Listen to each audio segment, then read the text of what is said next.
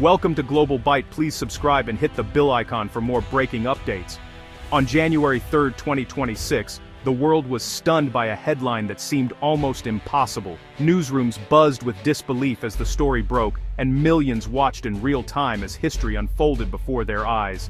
In a meticulously planned operation, U.S. Special Forces captured Venezuelan President Nicolás Maduro in a daring pre-dawn raid on Caracas, the heart of his power. Within hours, Maduro and his wife, Celia Flores, were whisked away under heavy guard, flown out of Venezuela, and placed in American custody. They now face sweeping narco-terrorism charges in a New York federal court, a move that sent shockwaves through diplomatic circles worldwide. This unprecedented act marked a dramatic escalation in U.S. intervention in Latin America, igniting fierce debate about the reach of American power and the boundaries of international law. The implications reach far beyond Venezuela's borders, raising urgent questions about national sovereignty, the legitimacy of foreign intervention, and the future of global power dynamics. Venezuela, home to the world's largest proven oil reserves, has long been a battleground where resources and ideology collide. For decades, its oil wealth has attracted both allies and adversaries, fueling internal strife and international intrigue. Years of economic collapse, hyperinflation, and a deepening humanitarian crisis set the stage for this extraordinary moment. Ordinary Venezuelans have endured food shortages, blackouts, and a daily struggle for survival. The U.S. framed the operation as a decisive strike against a narco-state, claiming it was necessary to combat international crime. Critics, however, denounced it as a blatant act of imperialism and warned it could set a dangerous precedent for future interventions. The capture of a sitting head of state by a foreign power is almost unheard of in modern times, evoking memories of Cold War coups and raising fears of a new era of global instability. President Trump hailed the operation as a major victory for justice and American resolve. Meanwhile, Caracas erupted in outrage, denouncing the raid as an imperialist attack and calling on citizens to resist foreign domination. Now, Caracas is a city on edge. Military patrols fill the streets, and anxious residents peer from their windows, uncertain what tomorrow will bring. Across Latin America, leaders are divided. Some nations have condemned the raid as a violation of sovereignty, while others remain silent, wary of angering Washington or inviting similar interventions. The United Nations has called for restraint and a thorough investigation, urging all parties to respect international law and avoid further escalation. This is a turning point for Venezuela, the United States, and the very rules that govern the international order. The world now watches, holding its breath, as the consequences of this bold act begin to unfold. U.S.-Venezuela relations have always revolved around oil, shaping the destinies of both nations for over a century. Oil was not just a commodity, it was the foundation of a complex partnership, and later, a source of deep division.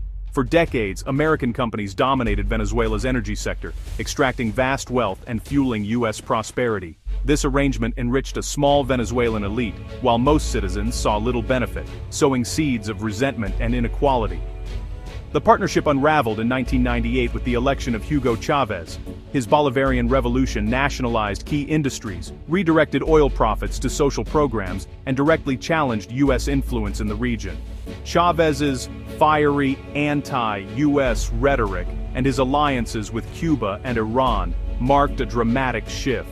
The era of cooperation ended, replaced by open defiance and new geopolitical alliances that alarmed Washington. After Chavez's death, Nicolás Maduro inherited a nation in crisis. The economy was collapsing, and Maduro's response was to tighten his grip on power, deepening authoritarian rule and silencing dissent. In response, the U.S. imposed sweeping sanctions, aiming to isolate Maduro's regime. But these measures also worsened Venezuela's humanitarian crisis, leading to shortages of food, medicine, and basic necessities. The relationship devolved into open hostility. Washington labeled Maduro a dictator, while Caracas accused the U.S. of imperial aggression and interference in its sovereignty. Years of mistrust and escalating conflict left diplomacy dead, embassies closed, dialogue ceased, and both sides dug in, unwilling to compromise. The U.S. hoped sanctions would force change, but instead, they only hardened positions. The Venezuelan government became more entrenched, and the suffering of ordinary people deepened. Venezuela's economic collapse and political repression triggered one of the largest mass migrations in the region's history, destabilizing neighboring countries and fueling regional instability. The stage was set for confrontation. Tensions on the streets of Caracas mirrored the diplomatic standoff between the two nations. Decades of oil politics, ideological struggle, and broken trust made compromise impossible. The crisis was no longer just about oil. It was about power, pride, and the future of a nation. The July 2024 Venezuelan presidential election was meant to offer hope. The opposition united behind Edmundo González, and high turnout suggested a clear victory, but the government-controlled electoral council declared Maduro the winner, sparking outrage and accusations of fraud. International observers and many governments refused to recognize the results. The U.S. responded by recognizing González, now in exile, as Venezuela's legitimate president. This move further isolated Maduro and justified more aggressive U.S. actions. Washington now treated Maduro as a criminal, not a head of state. The disputed election became a pretext for intervention. The chance for a peaceful transition vanished. The crisis escalated toward direct confrontation. The U.S. intervention was the result of a calculated legal strategy, carefully crafted over years of mounting tensions and failed diplomatic efforts. American officials believed that traditional sanctions and pressure campaigns were no longer enough to address the growing crisis in Venezuela. In 2020, the U.S. indicted Maduro and top officials for narco-terrorism, branding him a cartel leader. This unprecedented move signaled a dramatic escalation, as the U.S. accused Venezuela's leadership of running a criminal enterprise that threatened American security and regional stability. In 2025, President Trump expanded executive powers, authorizing the government to designate transnational criminal groups as foreign terrorist organizations. This shift gave the administration sweeping new tools to confront not just drug traffickers, but any group deemed a threat. This blurred the line between law enforcement and military action, allowing the U.S. to target Maduro's regime as a terrorist entity. The distinction between criminal prosecution and military intervention became increasingly unclear. In February 2025, Venezuelan gangs linked to Maduro were officially labeled terrorist groups, providing legal cover for military action. This designation opened the door for direct intervention, bypassing many of the legal hurdles that had previously restrained U.S. involvement. Intelligence agencies questioned the strength of the evidence, warning that the links between Maduro's regime and terrorism were not always clear-cut. Still, the administration pressed forward, determined to act. The legal framework became a powerful tool to justify regime change, transforming political objectives into matters of national security and law. The U.S. framed the conflict as a fight against terrorism, not a war with Venezuela. This narrative was crucial for building public support and rallying international allies. The road to military intervention was paved by law, with each legal maneuver bringing the U.S. closer to direct action on Venezuelan soil. The stage was set for action, as legal justifications and military preparations converged, marking a turning point in U.S.-Venezuela relations. By late 2025, the U.S. military buildup in the Caribbean signaled imminent conflict. Warships, Marines, and fighter jets surrounded Venezuela, creating a security cordon. The first deadly strike came in September, targeting a suspected drug boat.